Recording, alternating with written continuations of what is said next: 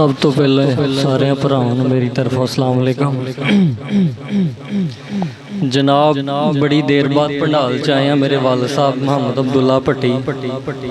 नूं कहंदे ने पुत्त पढ़िया कर यार, चलो सदा तेरे नाल नहीं असी रहना ते यार तेरी मेहरबानी है। तो वड्डे ने मेरे मापे ने ते उन्हां मैनूं कहा ते दोबारा फिर जड़ा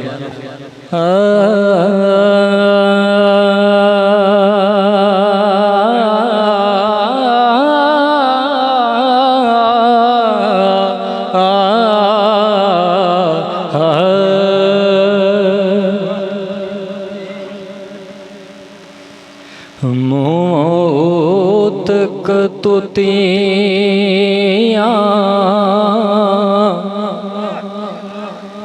करें गल्लां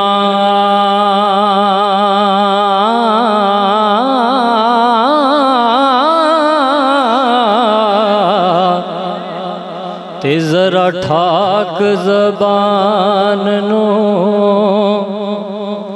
गंदे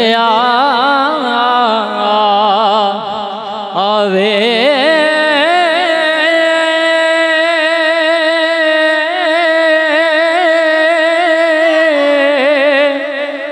और रन्ना विच तन्ना पसर बैठो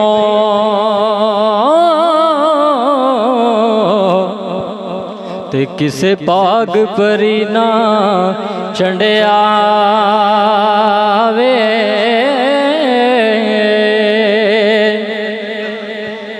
ते तेरियां खरवरियां छिलतरा ओ साफ हो सना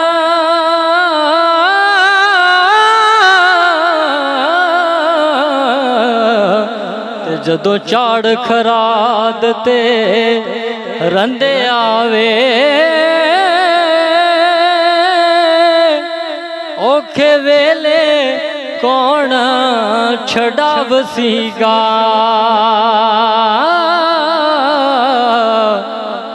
ते मियां वार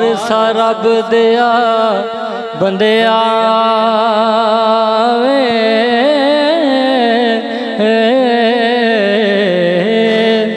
अखियां नू अखियां वेखने आया ते ओ किस कजिए नू फड़िया पानी दे विच जाल जिना दे ओ फिर भी आखण सड़िया ते सजन जिना दे नित परदेसी पइयां राह उडीकण खड़ियां गुलाम फरीद ओ सड़ जने अखियां जड़ियां लगियां ते तोड़ ना चढ़ियां भुजी इश्क दी अग नूं वाह लगी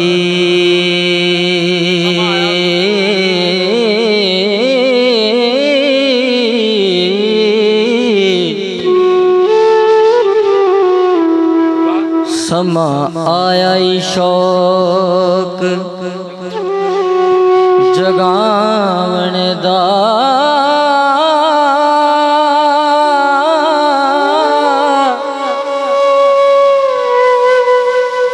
बालनाथ दे टिले दा राह फड़िया हो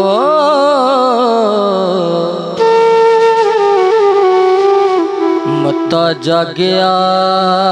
कन पड़वावने दा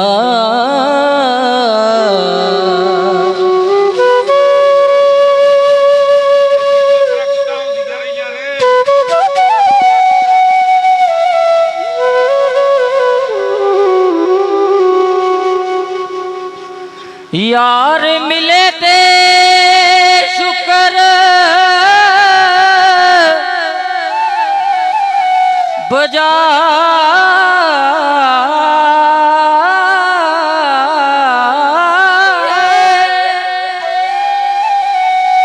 क्या वायदा उमर गवावने दा यार आखदे हैं भलनाथ जोगी हो वल जान दा पार लगावने दा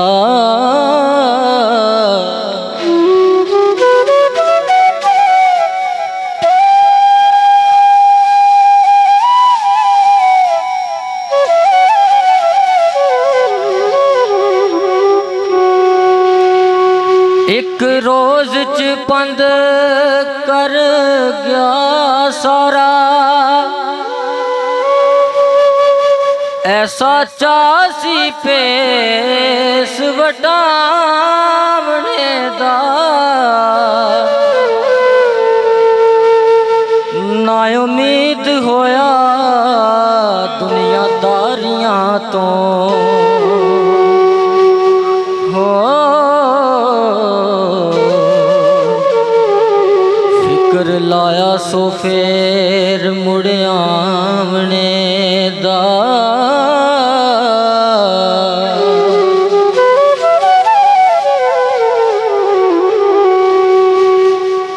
नाले आखदा जे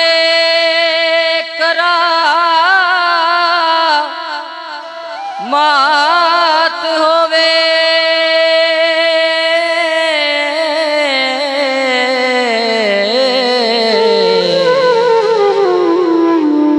नाले आखदा कम बनावने दा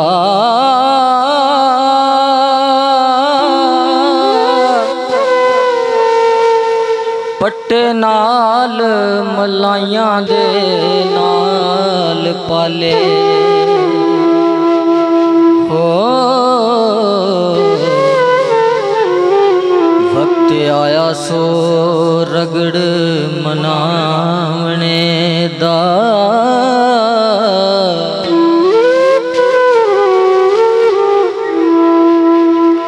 बुंदे ला के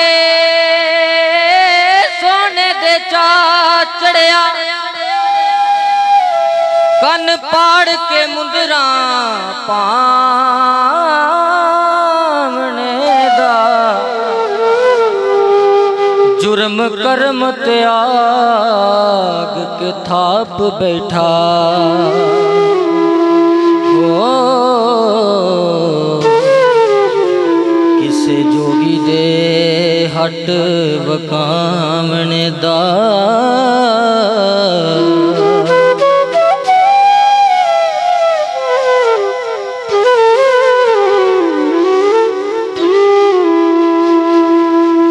किसे ऐसे गुरुदेव दी टहल करिए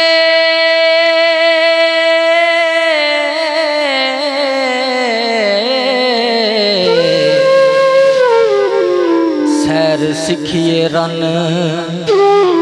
खसकावने दा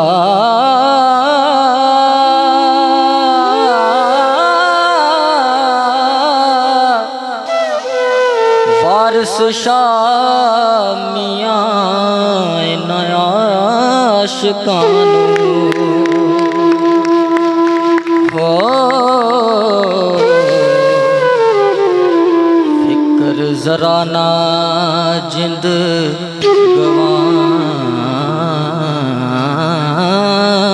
गवावने दा